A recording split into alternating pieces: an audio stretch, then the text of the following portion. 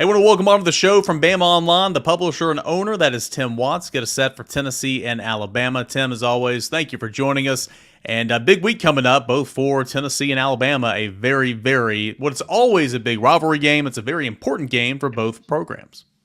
Look, I'm old school. I know there's been a damper put on this game. I mean, a little bit with the expectations of Alabama possibly coming in undefeated, having beaten Georgia. Tennessee undefeated, probably two top five teams. And at worst, Alabama with one loss, having lost to Georgia. So this game was set up to be a huge, huge game. I'm old school. It's always going to be a big game to me. I grew up with two brothers that Tennessee fans. One was an Alabama fan. This is always going to be an important game to me. Tim, when you look at where this Alabama team is right now, and listen, there's a transition there, right? Fans are trying to adapt to, you're not getting the same lingo. You're not getting some of the same animations and different things. There was always going to be that adjustment there. So let's take that part out of the equation and just look at this team on the field. What do you make of where Alabama is after the way they played in their last three games when you talk about the Georgia win and Vanderbilt and South Carolina? I think they're still adjusting to a new system. I think they're struggling in that area with the scheme. I think they've had blown coverages. The thing about Alabama, if you watch the South Carolina game, they did a lot of things that were good. They had stretches. They're up 14-0. They look a good football team. And then you get a blown assignment for a touchdown, 14-7. Come back and get a dead ball personal foul penalty on a dead kickoff, no return. Next thing you know, you're at the 12. Then you get a safety on the punt. You're offsides on the punt off the safety and end up trailing and, making that a much closer game than you anticipated. So right now they really can't get out of their way. I don't think they were as good as the 28-0 team you saw against Georgia. I think they just came out swinging and Georgia just had to scramble and got back in the game. But I also don't think they're as bad as you saw. I don't think the Vandy, you should always beat Vanderbilt, I think, if you're Alabama. But it's not the Vandy we all grew up watching. They've won back-to-back games, 22-point dog, 14-point dogs, or whatever it was. But they're in the growing pains stage that you're seeing right now and trying to adjust to new schemes and coaches figuring out their players and, just a lot of uncertainty at times in the last few games. Tim, when you look at this Tennessee team, obviously they've been struggling offensively. Alabama's been susceptible to give up a few big plays here and there. What will Alabama need to do to kind of continue in puzzling a Tennessee offense that seems to be searching for an identity? I think anytime, and I've seen the criticism of Nico from the Tennessee fans, but, I saw a lot of this last year with Alabama with Jalen Milroe, and you can't teach experience. That's what these guys need, especially the quarterback position. So having started only a handful of games, if I'm Alabama, I pressure him. They're going to have to shut down the running game to do that. I imagine Tennessee wants to establish the run, which opens up the passing game. But I think they want to pressure that quarterback when he drops back. He's an athletic guy. And make him make quick decisions. If Alabama, that's what I want to do. I don't want him back there playing 5-6 Mississippi Rush, taking his time picking guys out. Josh Heupel's a good offensive coach. Despite what, the critics are out, I understand, for a lot of teams this year. But he's got a good offensive mind, so you don't want to leave him back there scheming up too much. He's already probably going to have a pretty good game plan. Yeah, not only is Alabama trying to adjust, the players, the staff, the players and the fans trying to adjust to a new head coach, but look at that defensive back room. Nick Saban at his core. He's a defensive back. He's a defensive back coach, DC. And you got Malachi Moore, making headlines for the wrong reasons the last couple of weeks, but he's an experienced player, played a couple of different positions. Downs is gone. 4 different cornerbacks from the team last year are gone. Gave up 439 through the air to Georgia, but that was kind of a different game. 28-0 in the first quarter. They got to go to the pass. How's that defensive backfield coming along in recent weeks? I think they're young. I think you see young guys. Got a true freshman start, and you got Damani Jackson from USC, who's in his third year, but somewhat limited playing time. You got Keon Saab, who came over from Michigan, but started 3 or 4 games. But they have playing time, but not as experienced as you're used to seeing at Alabama. You got a true freshman out there starting who's done a really good job. But again, he wasn't some top 5 Pat Surtain type recruit. He was a top 100 guy who's did really well. I think that back end was the biggest question going into the season. I think that's probably the biggest question now if they're exposed with route running. But at the same time, you want to help your cornerbacks out. You pressure the quarterback. You want to make a average cornerback a good cornerback. You get pressure on that quarterback because the quarterback, because the longer he's got to throw, I mean, cornerback to me is the hardest position because you're chasing a guy and have no clue where he's going half the time. But the back end still mature. It's got to grow. You got to grow up. It's made plays at times. But again, it's the whole unit. When one thing breaks down, like you saw against South Carolina, I mean, that walk-in touchdown before the half, he was wide open. So obviously a missed blown assignment. You had a young guy, Zay Mincy, in there for Damani Jackson. You just gotta keep those guys in front of you and lock down what you're supposed to be doing. Tim, is schematically, is this defense drastically different than what they've done in the past? I know obviously a coordinator comes from South Alabama. Has it been a bunch of wholesale changes schematically? Are they trying to blend some stuff in with the old and his new stuff? What's kind of the transition schematically defensively for this team?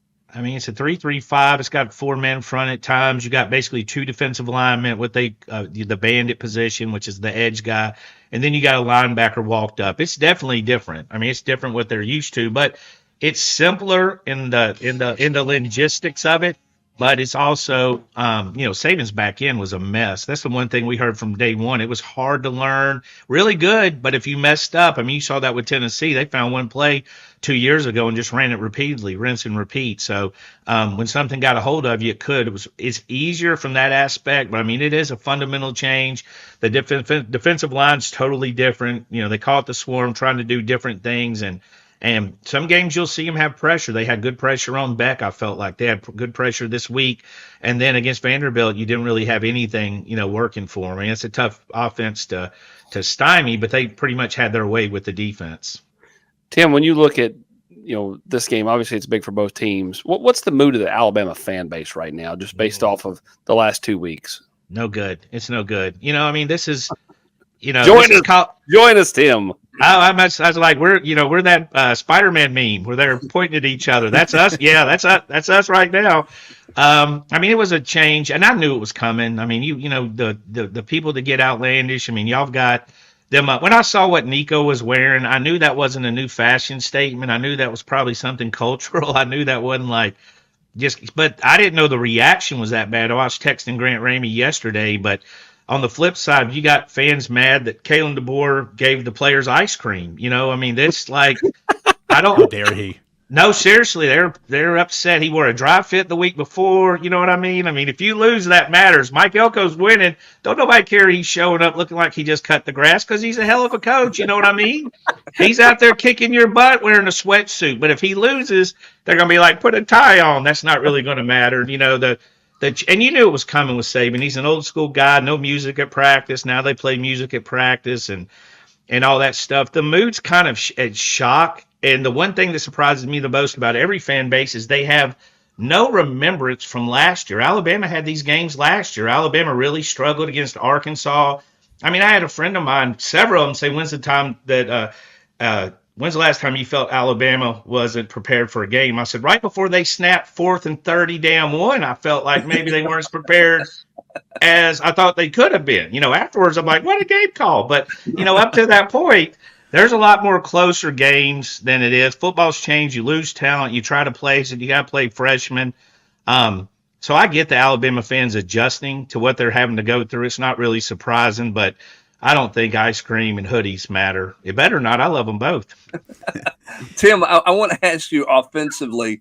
I like ice cream too, and I have to wear a hoodie year round. But that's what I'm saying. We saw 100 yards rushing from Jalen Milroe in the Georgia game. He didn't run it nearly as effectively against Vanderbilt. He ran it pretty good against South Carolina, but he had all the sacks combined in there. How much do they want to run him? How much is that a factor? And then you've seen a lot of really good players come in at all positions. Where does Ryan Williams stack up in terms of freshman on campus? I don't care if he's 17 or 24, but I'm talking about first-year player. Where does he stack up with some of the other really good first-year players that have stepped on that campus? Yeah, going to Jalen, I think they want to run him in the right situations. At Georgia, it was some strong power running. It was pulling it down because he found a lane. He was taking some hits against South Carolina. I mean, their defensive line, give Shane Beamer credit. He put some NIL money in that defensive line. They got 2 edges coming at you. They got I think the announcer said they're 3 deep at the defensive tackle position. So he took some hits there. You probably don't want him. I think ideally you want him to have him drop back, spread the field, because you got a lot of guys running with their back to Jalen when that happens. Ryan Williams, he's phenomenal. I know everybody harps. It is a big deal. He's only 17. I get that is a big deal. It's kind of crazy to think about it. But he's as talented as anybody. And then, the thing I think that stands out the most to me is like, he's built for this. Like, he's built to score a touchdown, do a podcast in the middle of the second quarter, and go out and score 2 more touchdowns. He's just that next generation of guys, smiling all the time, great plays, great ball control, all the accolades that you can think of. And it's wild because he wasn't even number 1 ranked wide receiver in his class. Ohio State had Jeremiah Smith, who's an absolute monster as well, though. But, some of these wide receivers you're seeing, I think Ryan's the guy that you throw to. You never say he's covered and I'm not throwing to him. You just throw it to him. But seeing him against other guys, Bama's had so many good. Julio Jones was a monster, but still a different kind of monster than what you're seeing with Ryan. Julio was big, strong, and all that stuff, and Ryan's just a small guy. But, when it comes to talent, I had an NFL guy say we draft him in the first round next year. I'm like, well, he's 17. He's like, I heard. So he's got that skill set and that talent level to play in the NFL. Tim, last one for me. It's kind of a two-parter. Obviously, Jalen Milroe, you talked about his legs a little bit. He's leading the team in yards gain, before sacks at 425. But you got Miller, 51 attempts. You have Haynes, 39 attempts. What's that run game look like? And, behind that offensive line that on paper looks like it's much improved. I know sacks were a huge issue last year for Alabama, but only 12 through 6 games. It's a big improvement from 49 a season ago. I just don't feel like they had a lot of chance to establish the run between the tackles. I think you just, you want to throw the ball. It's quick strike. Jeremy Bernard doesn't get enough attention. He's a heck of a second wide receiver at Alabama, sort of that safety blanket for a quarterback working back to the ball. I just don't think they've been able to establish the run as well between the tackles. And part of that is Jalen, taking off like he does. Now, another part is the defense is on the field a lot. I think it was 40-plus minutes against Vanderbilt. Every game, the opponent seems to have a 15 to 17 play drive. So the offense will come out, the defense on their 14, 15 plays, you score in 3 plays, the defense is right back out there. So right now, Alabama's not really helping itself in any regards, including special teams. If you saw the special teams recovery, that's like hot potato. That was like nobody wanted it, at the end. It was wild to see. So a lot of things to clean up for Alabama. Give me your prediction, Timmy. I know it's early in the week. Actually, I don't want to spoil that for your Alabama fans, but what do you think this game is? Like, do you think this is 20-17? Do you think both offenses figure it out and it's a little higher scoring? Where do you think this game's headed? I think lower scoring is better for Tennessee. Higher scoring is better for Alabama. Well, I said that. I think I probably said that the 2022 year though. So, this game's such a weird series. I think it helps Alabama. It's at 2:30. I love, Tennessee has a great home field advantage like several other SEC schools, very passionate fan base. I think Alabama's okay in this game, marching in, but there's no way I feel strongly about either team. I don't know if anybody could feel strongly either way. What I do feel strongly is I don't think a loss in this game ends the playoff hopes. It hurts you. What ends the playoff hopes? Your second loss is Florida. Your second loss is South Carolina. You ain't got to discuss it. But if your second loss is at Tennessee and they went out, if your second loss is Alabama at home is number 7, I don't think that ends it. Because you're looking at it right now, there's going to be a ton of teams, I'm guessing, with 2 losses this year. Well, Tim, man, we appreciate you taking time. I always wondered who you actually were. You really are Bruce Wayne and Batman. You look like you're there in the Batcave, getting ready to go out and fight crime. Fantastic. I think he's like Professor Plum in The Study in the game Clue. I'm just disappointed Grant Ramey's such a coward. He didn't show up to face me man to man. I'm glad he's not here because none of us would have got a word in edgewise. The guy never shuts up. We'd have never got a word in with Grant. No, we love Grant. I love Grant. On podcast. Loves to be in front of camera too. So. Hey, Tim, you'll love this. So before we get you out the door, first home game of the year. Eric spills a coffee. It goes all over everybody. Okay, down on the press row. And the next week, right as the ball game kicks off, Grant hands us all rain suits. He went to Dollar Tree and got rain ponchos. The timing was to wear, incredible. And it was the best comedic timing of all time. And he He's didn't a say a word. He just handed them out. That's the thing. For a guy that doesn't talk, he's hilarious. It's quite the mystery how he gets there, though. Tim, buddy, we appreciate you, man. See Hey, you. man. Appreciate it. Thanks, guys. Thanks, Tim. Thanks, Bruce Wayne.